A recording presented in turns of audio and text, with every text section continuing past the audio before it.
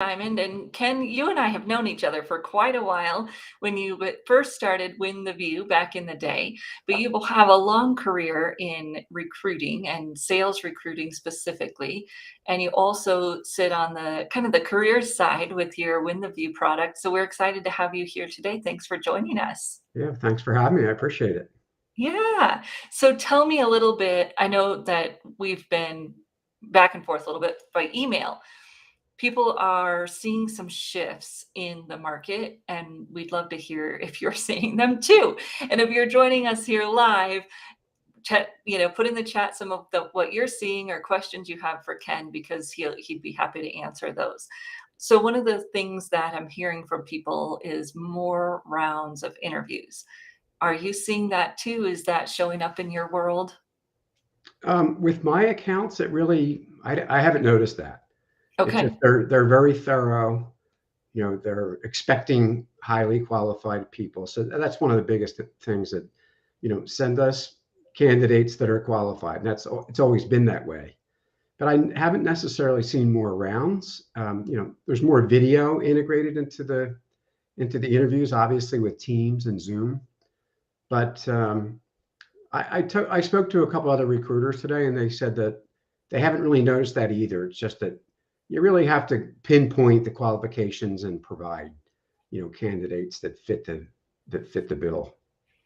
Well, and one of the things I was wondering when people are talking about that is if we're still seeing not necessarily many more rounds of interviews, but kind of a diffused round. So I might meet with six different people, maybe in groups of two, or maybe even one on one. And that's six interviews, which is painful, but it's really only one round, right? Right, right. Yeah, I guess ours, it just depends upon the client. It's very client dependent. And sometimes when you submit the candidate, they will just run with it. And sometimes they do their own scheduling, and I have to talk with the candidate to keep track of what's going on. And other firms are really good about providing feedback and really use us as a liaison, and an advisor. So it's so dependent upon the company. Smaller, larger, some have their systems. I had one company that just integrated a new system so they can manage their recruiting agencies, and the percentages dropped by 5%. It went from 25% to 20%, and the infrastructure, the software platform takes 1%. So the company is able to put up all their searches, and then they make them available to all the recruiters. So I just submitted someone today, but it seems like it's really going to do a good job of streamlining the management of candidates. Prior to this, um, it just wasn't that organized, and it was just, older. And now this company, so I noticed that, the technology impacting the search process. And Yeah. some have nothing, some just do it the old-fashioned way, and then this company, it's probably the most sophisticated. Yeah. Well, and when you're seeing some of the other trends, like have you seen a trend in kind of a slowdown of offers or a slowdown of openings? Are you seeing any of that, or does it still seem pretty consistent? Again, it's client dependent, and some clients you're real busy with, and then they add internal recruiters, and then they bring it all in house.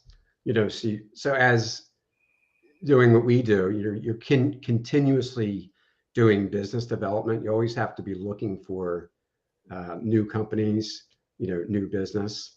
So yeah, it's an interesting challenge. Yeah. And I know one of the things you've talked to us about before is that you're using LinkedIn to identify talent. Um, Tell me what's going on there. Are you still using LinkedIn heavily? Any new ways that clients are standing out to you there? One of the most important things is to understand what you're looking for as a recruiter, and then you can really hone in. That's key, because if you don't get that good information, just like a job seeker really needs to find out, what the company's looking for so they can solve their problems. It's the same thing with us.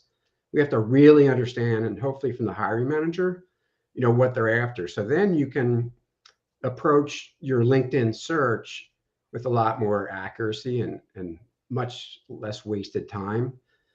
So it's still been effective. I noticed there's other um, platforms out there that are just a percentage or two underneath LinkedIn, according to some of the experts. But LinkedIn has been my go-to, and it's not cheap, not cheap at all, but it's very effective, and it's got a good management system. So I still get good results, but a lot of times it depends upon the search itself. Like I'm working on field service technicians.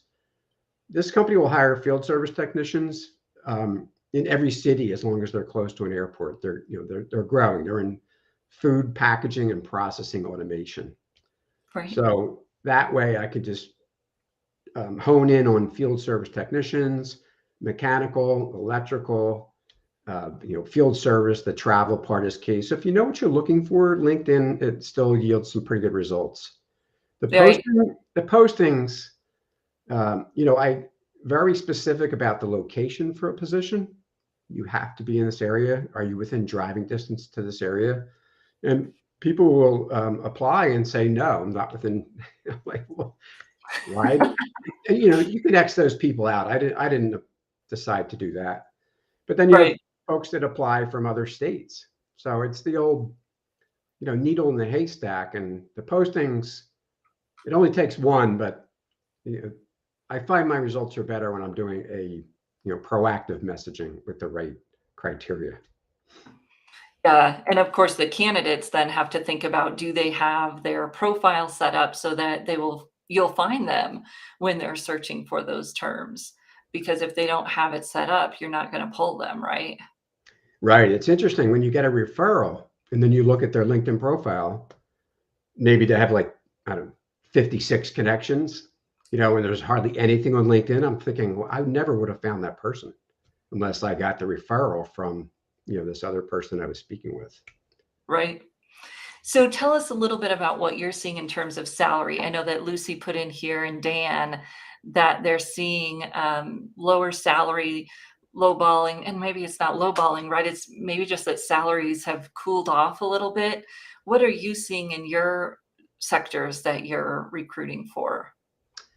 Yeah, it's probably like the housing market, right? It probably parallels to housing. It was just crazy a year or two ago. The job offers were crazy. I had one person accept, and then I said, "Can I accept on your behalf?" And he said yes. And then a day or two later, he got this other offer, which was ridiculous. But I'm not, we don't see that any longer. We see some correction, and again, it really kind of mirrors the housing market. But um, so it depends upon the search. A lot of companies have their levels. So they have, the low, the middle, midpoint, and the high. So they like to stay in the midpoint. But if you give us a top performer, we can go towards the higher end. So that's always the case. And then if it's a company that has leeway, they're not, locked into those categories, then you then need to evaluate if they're in the right ballpark or the right mindset of what they want to offer. Um, and a lot of times too, they'll say, well, let me know what the market is going to bear for this position. So it just depends upon if it's a larger company, they have their levels. If it's a smaller, or even if it's a C level, they need to be prepared to make some serious offers to uproot a person, because they might have a spouse that's working and they're got the kids they have to take out of school. So I think the C-level executive offers have to be really compelling to make someone make a move today. Okay. So you're still seeing some job titles and levels where those offers are staying high and then a cool off in some other levels. Yeah, it really depends upon the mentality of the hiring team and the talent acquisition team, them getting together. If they're flexible and they realize to get really good talent that they need to be flexible, I find that happens in a lot of situations. It's rare that a company will be, this is our number. They'll be somewhat flexible. And as when you're recruiting, you have to find out what that flexibility looks like, because they always tell you, well, we have to be in this area. And I'm kind of like, okay, we'll see when we get a really good candidate what you have to say. Right. So you kind of Yeah. play the game, and you play the game much like a job candidate needs to do during the job search process. Then they get the offer, then they can start, negotiating in good faith. Right. Thank you all for joining us. Good to see you, Carla. Good to see you, Dan. Thanks for sharing your thoughts and questions. So we've seen that um, maybe the multiple rounds of interviews isn't happening everywhere. Ken said he and some of the recruiters he talking about not seeing that necessarily, are seeing perhaps a general cool off in salaries not being offered at the height that they were, but still seeing that talent teams are recognizing the need to stay competitive in that area. Would you say that's good?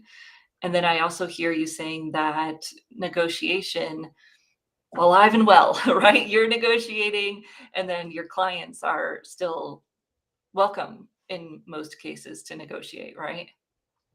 Yeah, to a certain extent, within reality. But I have one company that they're looking for a solution salesperson that supports a team of 6, and the hiring manager gave me the run rate of all the reps that would be reporting up to this position. So it gave me really good information, and I was able to share that with potential candidates. So you set expectations more realistically. That's what I try to do, is really from the beginning get a really good grasp on, where does this company really want to be with this position? Are they flexible? Is it going to be underpriced? Is it going to be difficult? And sometimes you come back and give them the feedback. Well, we can't do anything about it. And sometimes they can. Okay. But that's a real And then, strong compensation is a really strong driver in qualifying and not wasting each other's time. It just makes sense. Let's put it on the table. And you can't really ask what a person's making, but I always ask, what are your compensation requirements or your goals?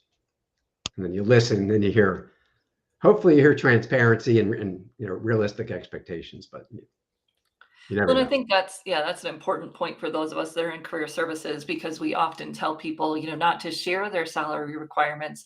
And that may be a good approach in some scenarios, but definitely not when you're dealing with a third party recruiter like Ken is, because that third party recruiter really does need to know what you want so that they can match you up with the employers that are a good fit. Because, Ken can't burn bridges by connecting a candidate to a company that it just totally is not even close, right? And so if you're in career services, we've got to be clear about making that distinction of what type of recruiter or hiring manager are you talking to when you're having that salary conversation. And there may be times where you would not want to disclose or only disclose a range. When you're working with someone who's a third party recruiter, that transparency is key to that person being your advocate in the process, right? Yeah, exactly. A lot of times they appreciate being straightforward. I'm like, "Hey, this is all about fit. Let's understand what your requirements are. I understand the company's requirements. If we're in alignment, fantastic. If we're not, then we'll find that out.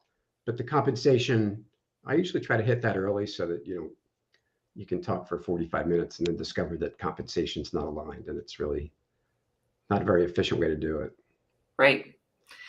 So someone brought up here that we're seeing more salary based on where a person lives, instead of necessarily where their where the quarter company's headquarter is. Are you seeing some of that still too? Yeah, certainly. Talent acquisition and human resources recognize that California is different than some other area, and it's very difficult to recruit someone into California. I'm going through that situation right now where they got back and said, "Yeah, I'm perfectly willing to relocate," and then the second time they came back to me, they said, "The prices are crazy out there. I don't know if we're going to be able to do it." So yeah, it's definitely geographically dependent. Right. Yeah. All right. So tell us, what are some of the things that help a candidate stand out to you? What can we be helping our candidates do to stand out? And just kind of tying the rope here, that if someone's going to negotiate a good salary, it really starts at the very beginning of the hiring process with making a good first impression and showing up as best qualified from the beginning so that you have that foothold to negotiate from. So how can they stand out? Well, yeah, I was thinking about this, and we're in the process of selling our house and downsizing. And you don't just stick a sign out front. You have to take inventory, almost like an assessment of what you have, your skills, your windows, your paint, your landscaping, all of those things. And there's a lot of parallels to the job search business. So you really have to have the curb appeal. And I posted some of these positions that I was talking to you about, and when I get a response, it's typically just the click apply. So I very rarely, and it's amazing, get like a specific email. My email address is in there, my phone number is in there, my name. You could just write a quick note, addressing Dear Ken. I'm really interested in the position that you posted. I've had today 25 responses to postings, and I think maybe one just wrote me an email, and I asked for the response to be emailed. So there's not much being done to differentiate. So, I told you the story probably a million, you've probably heard about 27 times, but many, many years ago, I wanted to do something different in my final interview. It was a sales position. And I had just come out of sales training, making presentations, being videotaped, critiqued. So when I had this final interview, I thought, what can I do different? Well, why don't I make a presentation on why I should be hired? So, I did that, asked permission to share this tabletop presentation, and I was different. And the VP of sales was like, wow, look at this, look what he did now. What's he going to be like on the job? Right. So, and the other candidates didn't do it. I did it. Right. So to be different, you have to do something a little bit extra. So what that could be, creating a video of your success stories and star, soar, whatever. Not that hard to do because you should already be able to tell the stories. People really have a hard time with video. I'm finding with our window view tools, you're really, like, yeah, it sounds great, but you know, they're reluctant to do video. But if they can get past that, we've had great results with candidates getting the attention of talent acquisition recruiters, informational meetings, by creating some type of video, because you can see the person genuinely speaking and you can hear what they have to say. And obviously they need to have good content. Or you could create a presentation like I did, which, if you understand the position, you're a good fit, then, do something a little extra, create a PowerPoint presentation, Canva, whatever. WindoView has great tools for that, but whatever tools you want to use, if you come in or with a PDF on a Zoom call, you can send it before your interview. You can ask to share a presentation summary of why you're a good fit, during the call, or you send it as a leave behind. And we've had fabulous results over the years with that. Like thousands of success stories. So that's what made me redo interview, because I had so much success with it initially, and candidates would come back because they had a good experience. So you've got, the interview presentation, you've got communicating your success stories, and it helps the candidates to be more confident, when they do that extra work. And it can all culminate into a digital career portfolio, right? So you can provide a link, uh, with your messaging, with your success stories, with your resume, with a presentation. If you've done that, you can easily upload your work samples. So what I tried to do is create the software so that what do I want to see to vet a candidate and then be able to pass them through. So you Yeah. can, yeah. Well, and I think it's interesting that you said, like, we start at this very basic place, follow the directions, and send the recruiter an email when he says to ask, to put it in an email, right? Don't just hit the easy apply button. And I know that we were in a place where candidates were not worried about competition. We are not in that place anymore in most industries, in most locations. There are tons of people applying to jobs.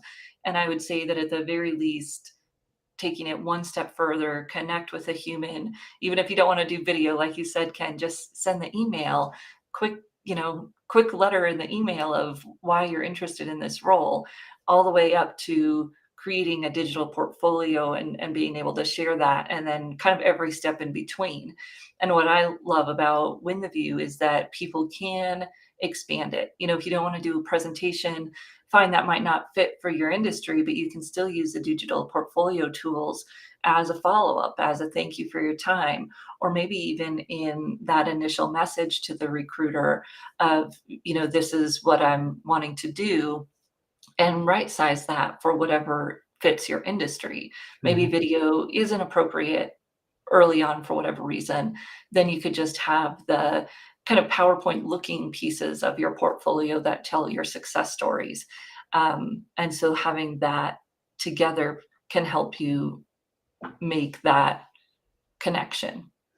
Yeah, that would be, and we've had candidates use the link, and I've got one woman who was a nurse, and she went through this class that someone on the West Coast, Evolve Your Success. He teaches salespeople how to get into medical sales. So she was in the program, and I recognized her name and on LinkedIn. I just landed with Galderma, and I'm super happy. So I sent her a note saying, "Oh, did you use the tools?" And she sent me this amazing testimonial back, which was like, it was like I wrote it myself. But and then I interviewed her, and then I put that up on LinkedIn, and I said, "Well, what was the response like?" And she was, it's amazing, the response from recruiters, heads of talent acquisition, because they see that, and it really just makes a difference. Like, what is this person going to be like when they're on the job if they're doing this now? So, and Yeah. when you create the digital portfolio with whatever means you do it, it's kind of like when you create a presentation. You don't sit down on one session and create the whole presentation. Typically, you chip away at it, you go back, you get more ideas. So this is the same way. And like you said, you don't do everything all at once. Like it's kind of like when you go to Lifetime Fitness or your gym. You don't go into the pool and then do the stairmaster and then do yoga.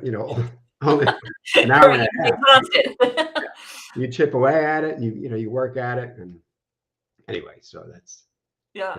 Dan, Dan, I'm just gonna throw this out there right now. Dan, I've got an account with Ken, got a few accounts with Ken that I haven't used. Why don't we get you in to Win the View, Dan, and see if we can, not that that's gonna solve the problem, because I know you've been working hard and doing all the things you tell job seekers to do. But Dan, if you're interested, send me a note and let's get you in and set you up a Win the View. Um, and I know I've got some coaches that would help you do that too. And we can get your portfolio set up and see if that might help you gain some traction. I love your beautiful metaphor there of the Volkswagen Beetle on a black ice. Yeah, let's see. If you're interested, shoot me a note and we'll get you started. I don't know if that's of interest, but I can show it to you and you can let me know.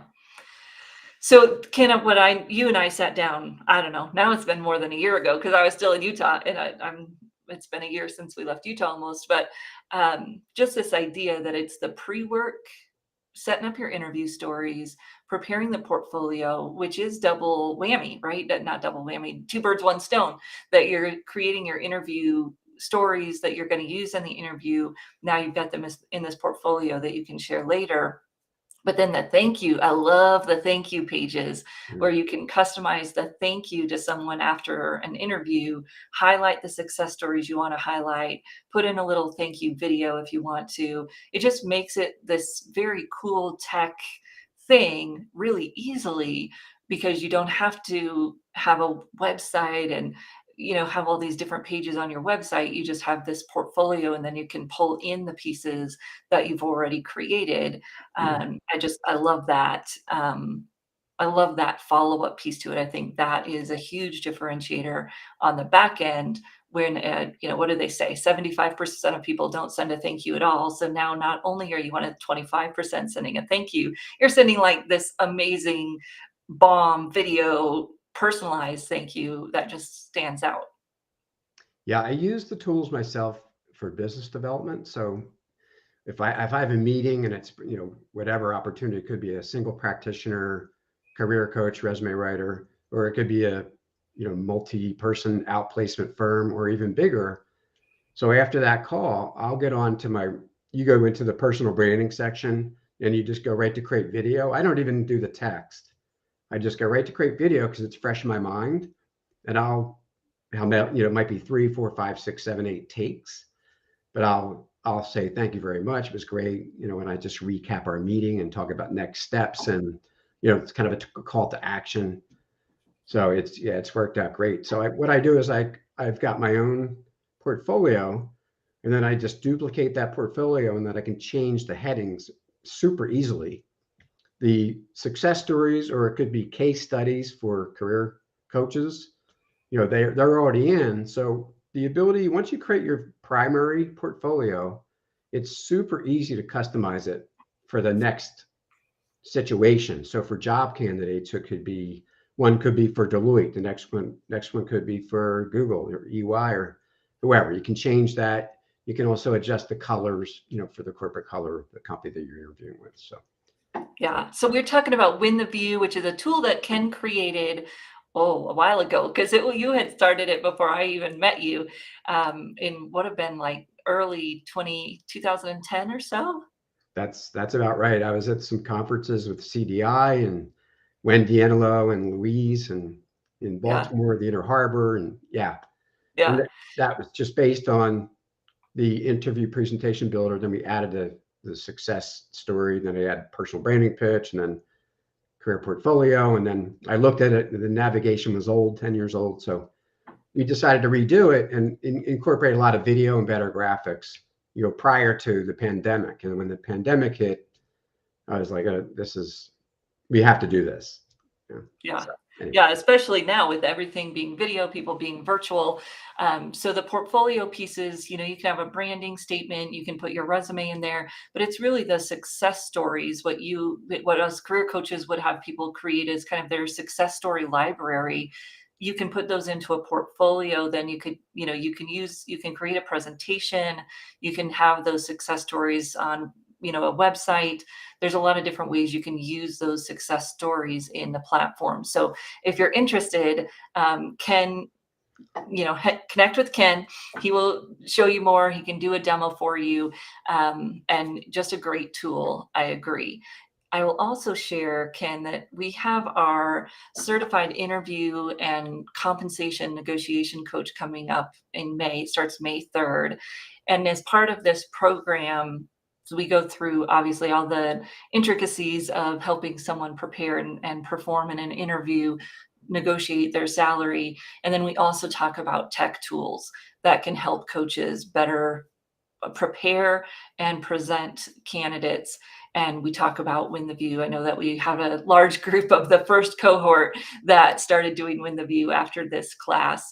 And so it's really an opportunity to create an interview preparation package for your clients or students, and then understand how you might weave the technology in. So that's what we've got coming up here in just a few weeks. And Ken, I'm just so excited that you were able to come on and chat about Win the View and what you're seeing in the space. Makes me feel better, right? Maybe we're not getting to more and more rounds of interviews. It sounds like that you're not seeing that globally, which is good. And then that we've had maybe a little cool off in salary, but hopefully that will stabilize, right?